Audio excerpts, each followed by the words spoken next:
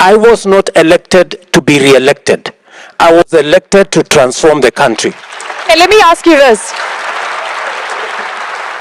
You know, I remember when I speak in some fora, and people come and whisper to me, oh, you know, don't say too much because you see, you know, these people might get annoyed with you, and you know, I'm asking myself, it's not in my place to say what people want to hear or what is popular.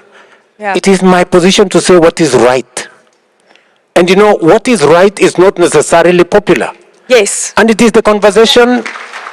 That's very. It is the conversation we're having in Kenya. When I came into office, I told the people of Kenya, our savings as a percentage of GDP is around 10-11%. Other countries are in the region of 40, 50. China is at 55% percentage of saving. We were saving 200 shillings every month, every Kenyan, in our National Social Security Fund. I said we must change this. We changed it. Now every Kenyan pays 6% of their salary. Their employer pays 6% of their of an equivalent into our savings. And I promise you, what is happening now is that our Social Security Fund, which is about 320 billion Kenya shillings now, we are going to double it, and we have saved that 320 in 60 years. But we are going to double it in 4 years because of the decision we have made. We agreed with the people of Kenya that housing is a problem. We have 7 million Kenyans living in slums, without water, without electricity, without anything. And I said, we must have a paradigm shift. Everybody agrees that we need to invest in housing. In fact, let me tell you this. Both the manifesto of the party I lead and the manifesto of my challenger, both of them had housing. But when it came to implementation, the uproar was unbelievable. But I said, people, we had this in our manifestos, we're going to implement. Let me tell you the good news.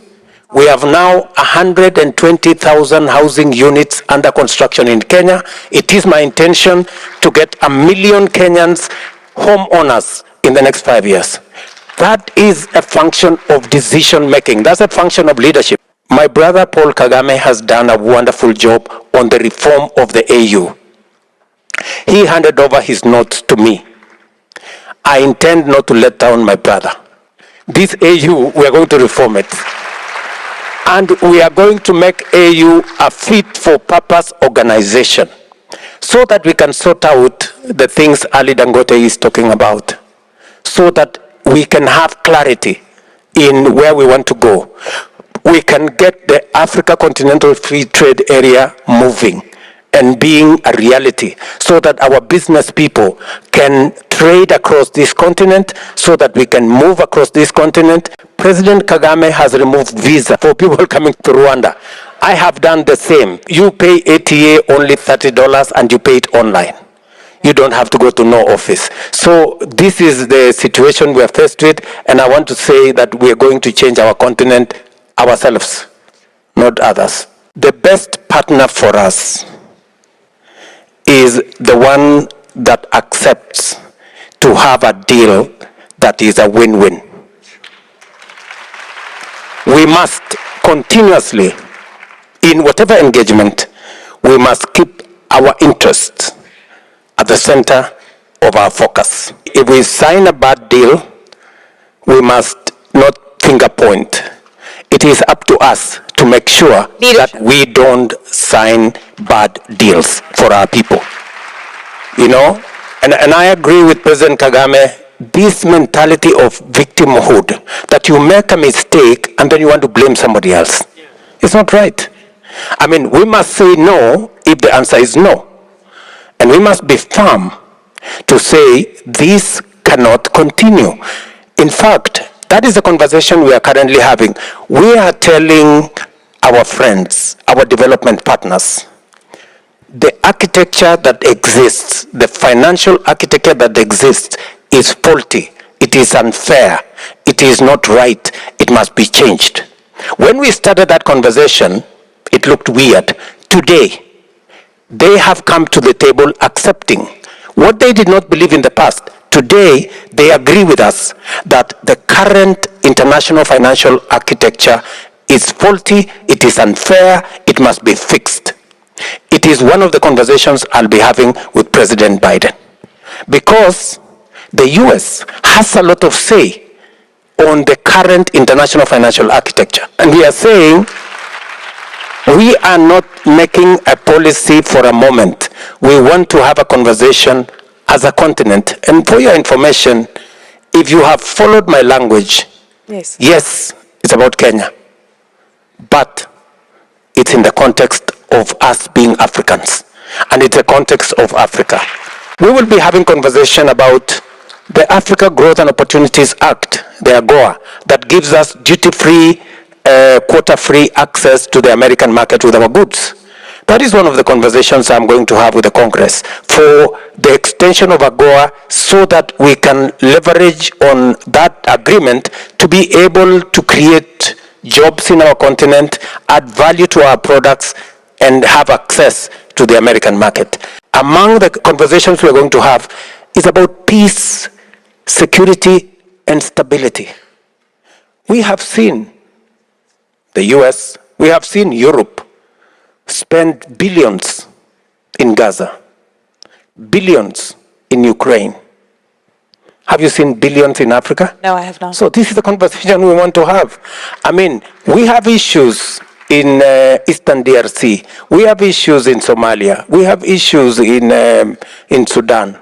We believe that a proper partnership should be structured between Africa through the AU, with the US, with the EU, on how stability matters wherever that is. And it matters whether it is in Africa, or it is in Gaza, or it is in Ukraine, it is about people. And there are no better people than others. We're all human beings. You know? It is, for example, the reason why Kenya is going to participate in securing Haiti, because we are a responsible global citizen. Kenya has participated in peacekeeping for the last 40 years. We have been in 49 countries, just like Rwanda have. And therefore, when called upon to support humanity, we must show up. And so does others need to show up where we are concerned. We are struggling to get market elsewhere when we are not trading enough with ourselves. Intra-European trade is at 70%. Intra-Asian trade is at 60%. Intra-African trade is at 16%. If we make the AU a fit-for-purpose organization, and that is our intention, the notes President Kagame handed over to me says we must do 3 things, and which I intend to persuade my colleagues for us to achieve. Number 1, to use AU for our economic diplomacy, to make sure that it speaks to having a unified market in our continent, making sure that the ACFTA works, we have the same regulations, the borders that exist stop being barriers, but instead being bridges into the next country. And I say this because in EAC, intra-trade between Rwanda, Kenya, Uganda, Tanzania, the EAC countries, is at 28%. It is the highest in the continent. It is the single highest regional economic bloc that has trade at that level. We intend to pull the rest of the continent in that direction, and it tells you that the 16% can actually get to 50% if we do things right. So this is the trajectory we are looking at. We are also looking at making sure that the AU deals with the challenges of infrastructure. You heard the president here talk about infrastructure. We must make the AU fit for purpose to focus on a few things, not too many things. Security and stability, economic diplomacy, infrastructure, period.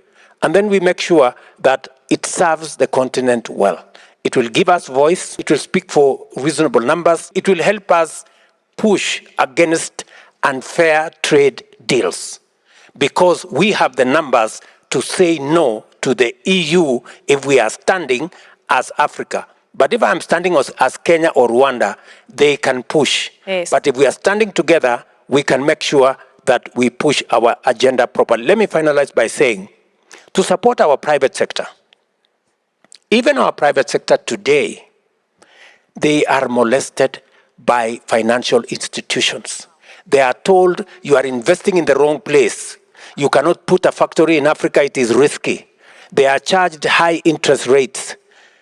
That is our responsibility.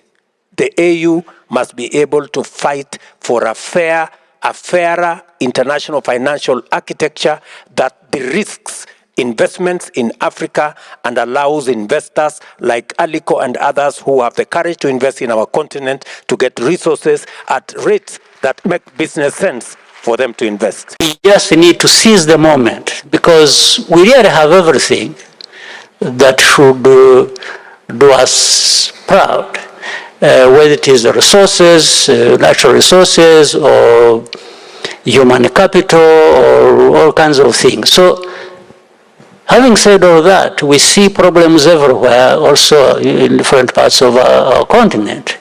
And there is poverty that shouldn't be here after so many decades, after this tragic history I was talking about in different parts. Yeah. And if we look at ourselves in comparison with other parts of the world, there are certain African countries or regions that were better off than other countries on other continents, let's say 50 years ago. And now what has happened on our continent, there has been either stagnation or reversal of the gains we should have been making or had made. And these countries that were so much behind us are hundreds of times better than us. So what is lacking, therefore? What is it? Indeed, there is that leadership. There is that unity around the purpose. There is, taking the opportunity that is before us and translating it into the aspirations, the needs of what people are capable of. The risk profile for Africa is deliberately exaggerated. Yes. To benefit those who anyway dictate the way things go. So in our case, we have had great partnerships. And from the beginning, partnerships for development, partnerships in economic activities from the outset. That was like been 15, 20 years ago. We got our partners used to the fact that this is our country, these are our problems, we must address them. We appreciate partners, we appreciate support, we appreciate everything, but we don't appreciate anybody trying to replace us in our own affairs and do either to do things for us or to dictate to us what we must be doing, because we kept saying